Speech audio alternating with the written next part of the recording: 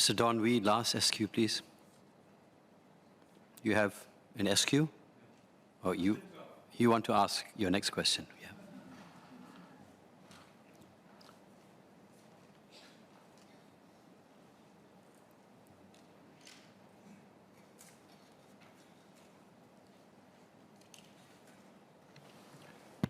Mr. Deputy Speaker, can I have your permission to take questions 12 and 13 together, please? Yes, please proceed.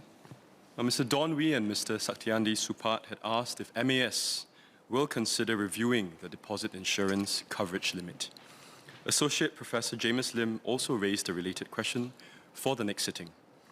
Mr. Supat also asked about lessons from the closure of several US banks due to uninsured depositor runs and whether MAS will consider additional bank regulation on top of existing requirements.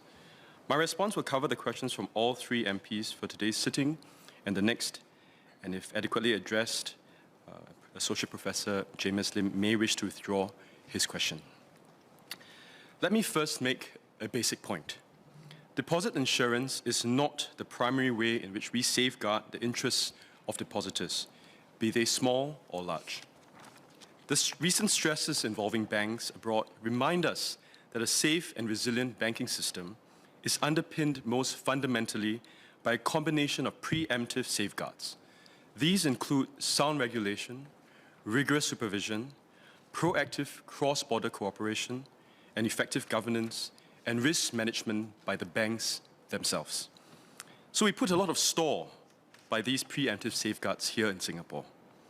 They have contributed to MAS's financial sector oversight being assessed to be amongst the best globally by the International Monetary Fund after the most recent financial sector assessment program in 2019. Deposit insurance complements these preemptive or ex ante safeguards by providing a safety net for small depositors if banks were to fail. Now, international regulatory standard-setting bodies like the Financial Stability Board, the FSB, and the Basel Committee on Banking Supervision, BCBS, will be carefully assessing the regulatory and supervisory implications arising from the recent banking stresses. MAS will be working with other regulators in these reviews in developing any needed regulatory responses to enhance the resilience of our banking system. Now, our deposit insurance scheme aims to protect small depositors. Its adequacy as a safety net can be assessed by looking at the proportion of depositors who are fully insured. In other words, the depositors whose aggregated eligible deposits at a bank are within the DI deposit, or rather DI coverage limit. Now, the DI coverage limit in Singapore was last raised in 2019 from $50,000 to $75,000 per depositor per participating financial institution. At $75,000, it fully insured 91% of depositors covered under the deposit insurance scheme at the time. With deposit growth since then, the percentage of fully insured depositors have fallen slightly to 89%. Now, prior to the recent events, MAS has just concluded its latest but regular review of the deposit insurance scheme, including both the DI coverage limit and also ways to ensure the operational efficacy of the DI scheme. MAS aims to present these proposals for public consultation by the end of June. Now, it is worth noting that we are not doing so in response to the recent stresses among some banks abroad, and we should avoid overreacting to these events. Our principal objective should be to ensure that the preemptive safeguards, which I described earlier, are in good shape.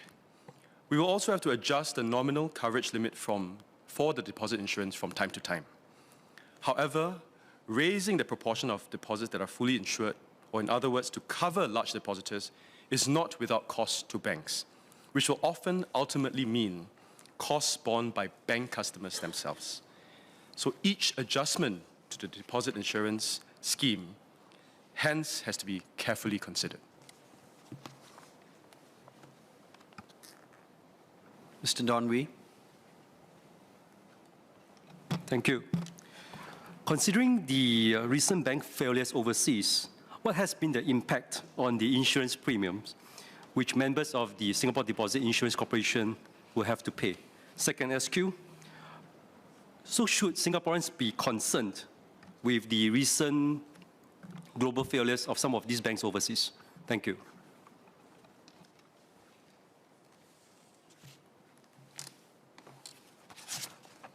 Thank the member for his SQ.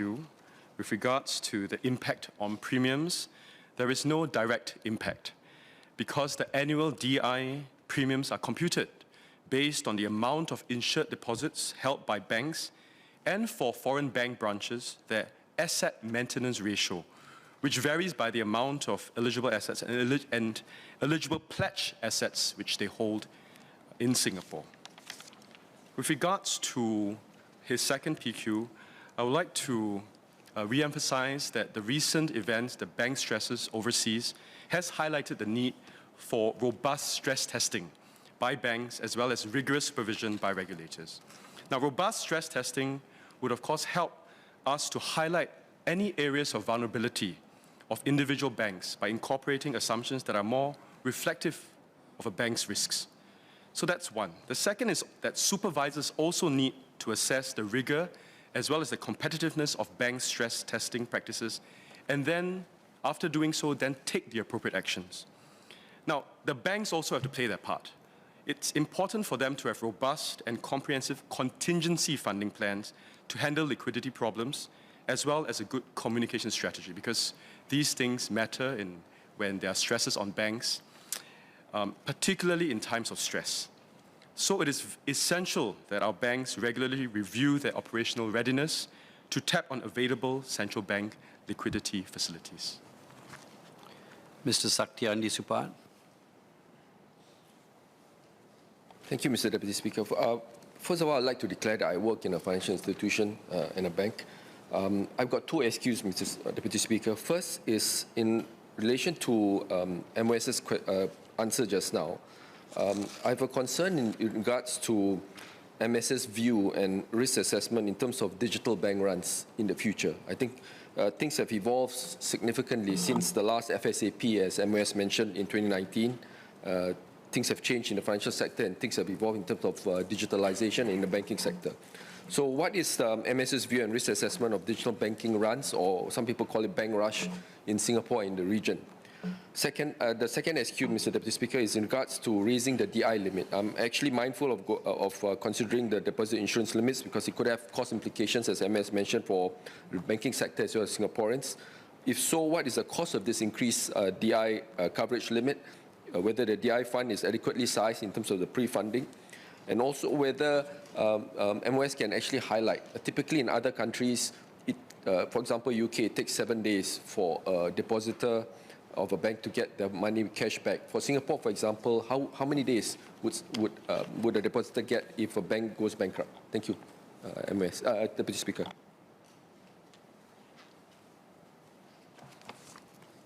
MOS Tan. Thank you. Let me go through the different questions one by one. I think with regards to the member's question on digital banks, digital full banks are deposit insurance members, SDIC. In the initial restricted phase, they are limited to no more than $75,000 deposits per individual depositor. So at that level, then it would mean that all of the individuals' deposits with a digital full bank would be fully covered because we raised it to $75,000. Digital wholesale banks are not subject to this cap, but they cannot take retail deposits. On the other question with regards to the how fast can you make payments, SDIC's target is to make payments to insured depositors within 7 days after the payout is triggered. And then on the final question on the increase of the DI coverage limit, well, the DI scheme members pay regular premiums, quite similar to what I explained earlier, to cover these deposits. And a higher coverage limit, of course, will require higher premiums.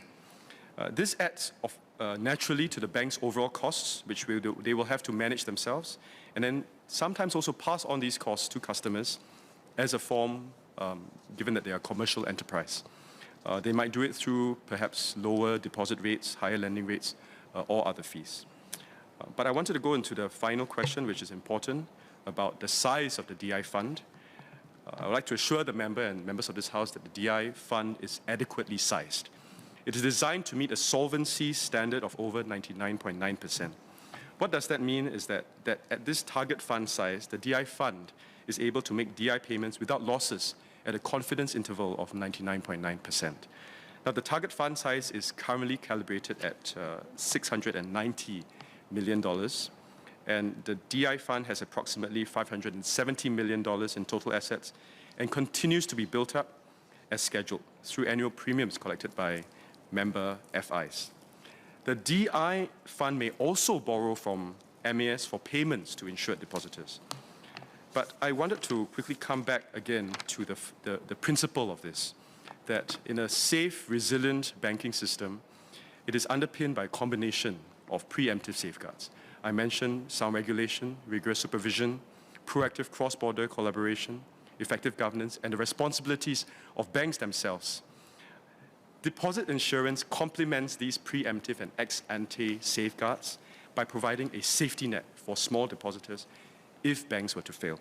So we will continue to conduct regular reviews. I said we recently conducted the review prior to the events that happened to look at the DI coverage limit as well as the operational efficacy of the scheme. And we will release the proposals to the public for public consultation by the end of June. Thank you very much.